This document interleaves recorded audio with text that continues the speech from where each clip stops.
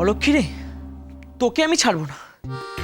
আজ যদি তোকে উঠবোস না করিয়েছি, তুই সবাইকে আমার বিরুদ্ধে লেলিয়ে দিয়েছিস, আর আমি ঠিক এই কাজটাই করব।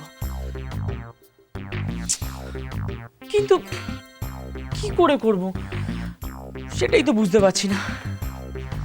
মায়েদের দলটাকে হাতে না করা পর্যন্ত তো এই কাজটা সম্ভব নয়। আর ওরা যে আমার উপর এত রেগে আছে,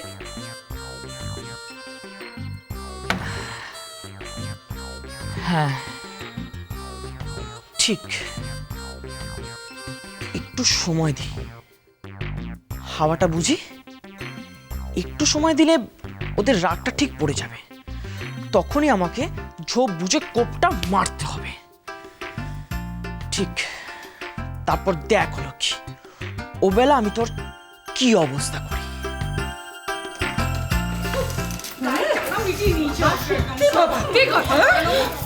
বাজে ছেলে, সত্যি গো, আমার পেটের ছেলে যে আমার সাথে এরকম করবে আমি কোনোদিনও ভাবিনি। সেই তো শেষ পর্যন্ত মা জেঠিমাদের শাকচুন্নি বানালি, পেতনি বানালি। হ্যাঁ ও মা, আমি এত স্বাদ করে সাজলাম, সব জলে গেল। আরে ধর ধর, এই অলক্ষীর পেছনে দৌড়ে দৌড়ে আমার পাটা আরো ব্যথা হয়ে গেল। আরে না গো জেঠি, ভুলটা আমারই। আমি যদি তখন বাইরে যেতাম তাহলে ওখানেই বিচ্ছুকে আচ্ছা করে দিতাম। যাক ও যাক, কলকাতায় যদি যেতে চায় তো যাক, আমি অন্তত ওকে আটকাবো না। দেখো, যাক ও যাক, যাক, আমরা আটকাবো না। যাক যাক যাক যাক।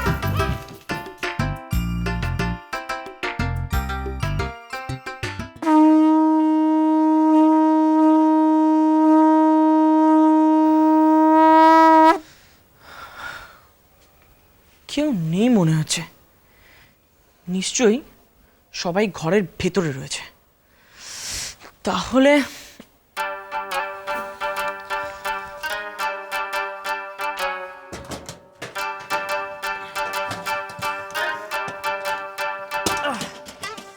আমার দোস্ত, ঠিক আছে আমি বলছি, আমি আর এই বাড়িতে থাকবো না।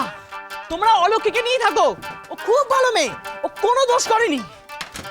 আর যতদিন ওরা এই বাড়িতে না আসবে ততদিন আমি এই বাড়িতে আর ফিরবো না, এই বলে দিলাম।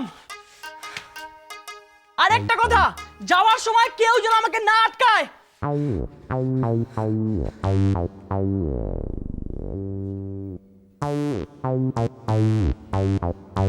কি হলো? কেউ কোনো উত্তর দিচ্ছে না কেন? দেওয়ারও দরকার নেই, যেভাবে বললাম বাকি কাজটা সবার সামনে কি করতে হবে।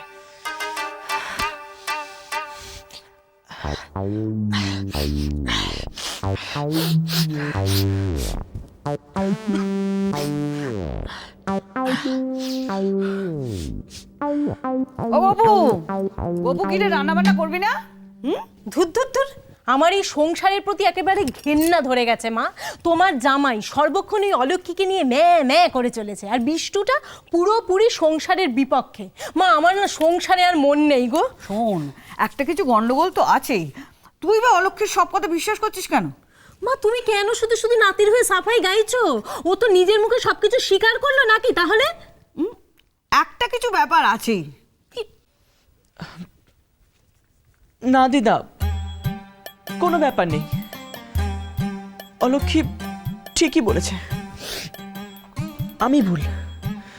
আর তুমি এই নিয়ে কথা বাড়িও না, আমি কালই চলে যাচ্ছি। চলে যাবি? কখন? কলকাতা। আমি জিজ্ঞেস করছি কখন? ও, খুব ভোরবেলা, সূর্য ওঠার আগেই। না দাদু ভাই, আমি তোকে যেতে দিতে পারি না। তুই যাবি না দাদু ভাই? দিদা, তুমি আর আমাকে দয়া করে আটকাতে এসো না। আমার আর এখানে থাকতে ভালো লাগছে না। আমার চোখের সামনে অলক্ষী মা জেঠিতে বশ করে ফেলবে, এটা তো আমি দেখতে পারবো না। না না, এর থেকে বলে আমি চলে যাই। ও, অলক্ষী আমাদেরকে বশ করছে? করছে না? ওই যে উঠোনে উনুন বসিয়েছে। কেন? কেন রে, কেন? ওই যে উঠোনে উনুন বসিয়ে কি সব যেন একটা করবে, তারপর চারিদিকে সবাই বশ হয়ে যাবে। দেখেছিস দেখেছিস গপু, তুই কিরকম বিষ্টুকে মিথ্যে বুঝেছিস? হ্যাঁ, আমি কিচ্ছু মিথ্যে বুঝিনি মা, ও মিথ্যে কথা বলছে। না না, আমার বিষ্টু মিথ্যে কথা বলতে পারে না। হ্যাঁ দিদা, আমি তো এখন মিথ্যেবাদী, আমি মিথ্যুক, আমি খারাপ, আমি আমি আমি দাদু ভাই, দাদু ভাই, দাদু ভাই কাঁদে না, মনে জোর করো দাদু ভাই, আমাদের আর তোমাকে মনে জোর করতে হবে। কাঁদবো না। না, আমাদের দুজনকে শক্ত হতে হবে। আমাকে শক্ত হতে হবে সেটা জানলাম, কিন্তু তোমাকে কেন? অলক্ষিত এদের সবাইকে বশ করে ফেলেছে, তোমাকে আমাকে করেনি, তাই মনে জোর আনতে হবে আমাদের। ভাবো দিদা, ভাবো, মাত্র উনুনটা বানিয়েছে, তাতেই এই অবস্থা।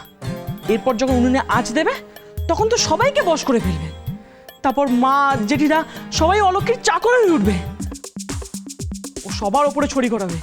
তখন তখন এটা আমি দাঁড়িয়ে দাঁড়িয়ে দেখবো? না না না, তার থেকে ভালো আমি চলে যাই। তুই এগুলো সত্যি বলছিস বিষ্টু? মিথ্যে কথা কেন বলবো? তুমি জানো না যে অলক্ষী ভেলকি জানে? সেবারে বাবা জ্যাঠাদের খাইয়ে কিভাবে কাঁদিয়ে দিল? তুমি কি সব ভুলে গেছো? আচ্ছা, তোমরা কি কিছু বুঝতে পারছো না? না না না, ওই উনুনটাকে আঁচ দেওয়া দূরের কথা, ওটাকে রাখাই চলবে না। হ্যাঁ দাদু ভাই, আমার সঙ্গে চলো, আমি সবার সঙ্গে কথা বলবো, ওই উনুনটাকে ভেঙে দেবই। চলো চলো চলো চলো, এসো হ্যাঁ, চলো, চলো, চলো, এসো, চলো। সবার সাথে কথা বলি, এসো।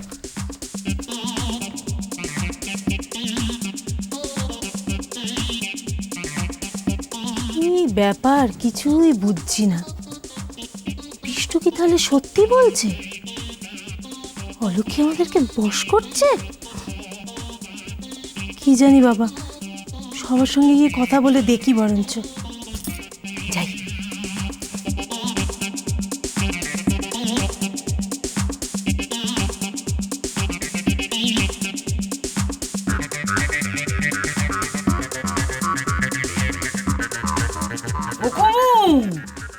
এসব কি শুনছি?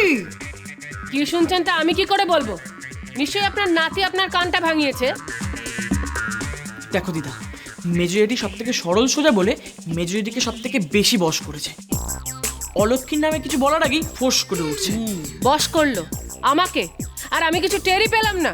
না না কমু, বশ করলে তুমি বুঝবে কি করে? এই যে তুমি অলক্ষীর হয়ে কথা বলছো, তার মানে তোমায় বশ করেছে। আমি কারুর হয়ে কথা বলছি না মাসিমা, আপনার নাতিই অন্যায় করেছে। হ্যাঁ, কিন্তু এই অন্যায়টা তোমার চোখে আঙুল দিয়ে দেখিয়ে দিয়েছে তো অলক্ষী। হ্যাঁ, দেখিয়ে দিয়েছে, তাতে কি হয়েছে?